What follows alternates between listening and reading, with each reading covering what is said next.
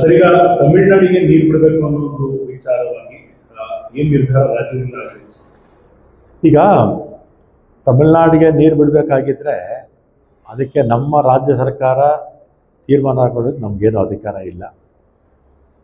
ಈಗ Kaveri water management ಅಥಾರಿಟಿಯವರು ಅಲ್ಲಿ ನಮ್ಮ ರೆಪ್ರೆಸೆಂಟೇಟಿವ್ ಇರ್ತಾರೆ, ತಮಿಳ್ನಾಡು ರೆಪ್ರೆಸೆಂಟೇಟಿವ್ ಇರ್ತಾರೆ, ಪಾಂಡಿಚೇರಿ ರೆಪ್ರೆಸೆಂಟೇಟಿವ್ ಇರ್ತಾರೆ, ಅವ್ರು ತೀರ್ಮಾನ ತಗೊಳ್ತಾರೆ.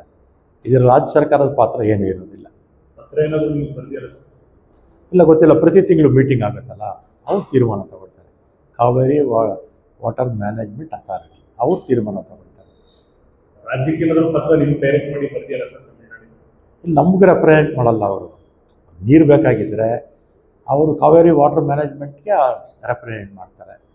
ಬೈ ಚಾನ್ಸ್ ನಮಗೇನಾದರೂ ಸಮಸ್ಯೆಗಳಿದ್ರು ಕೂಡ ನಾವು ಕೂಡ CWMಗೆ ನಾವು ಕೂಡ ಹೋಗ್ತೀವಿ. ಸಫಿಷಿಯಂಟ್ ನೀರಿದೆ ಸರ್ ರಾಜ್ಯದಲ್ಲಿ? ಕರ್ನಾಟಕ ರಾಜ್ಯದಲ್ಲಿ ಸಫಿಷಿಯಂಟ್ ನೀರಿದೆ ಸರ್? ನಮಗೆ ಕುಡಿಯೋದಕ್ಕೆ ನೀರು ಸರೋಗುತ್ತೆ. ಈಗ ಇನ್ಫ್ಲೋ ಸ್ವಲ್ಪ ಇಂಪ್ರೂವ್ ಆಗಿದೆ. ಎಲ್ಲ ಕಡೆ ಮಳೆ ಬೀಳ್ತಾ ಇದೆ. ಚಿಕ್ಕಮಗಳೂರು, ಕೊಡಗು, ಶಿವಮೊಗ್ಗ ಎಲ್ಲ ಕಡೆ ಮಳೆ ಬೀಳ್ತಾ ಇರೋದ್ರಿಂದ ಡ್ಯಾಮ್ಸ್ಗೆ ನೀರು ಬರ್ತಾ ಇದೆ. ಈಗ ತಕ್ಷಣಕ್ಕೆ ನಮಗೆ ಕುಡಿಯೋದಕ್ಕೆ ನೀರು ಸಫಿಷಿಯೆಂಟ್ ಆಗಿದೆ. ಅದೇನು 3-4 ತಿಂಗಳು ಆಗುತ್ತಷ್ಟೇ, ಅದಕ್ಕೆ ಮೇಲೆ ಆಗೋದಿಲ್ಲ. ಇನ್ಫ್ಲೋ ಜಾಸ್ತಿ ಆಗಿ ಡ್ಯಾಮ್ಸ್ ಎಲ್ಲ ತುಂಬಿದ್ರೆ ಆಮೇಲೆ ಸಮಸ್ಯೆಗಳು ಕಡಿಮೆ ಆಗುತ್ತೆ.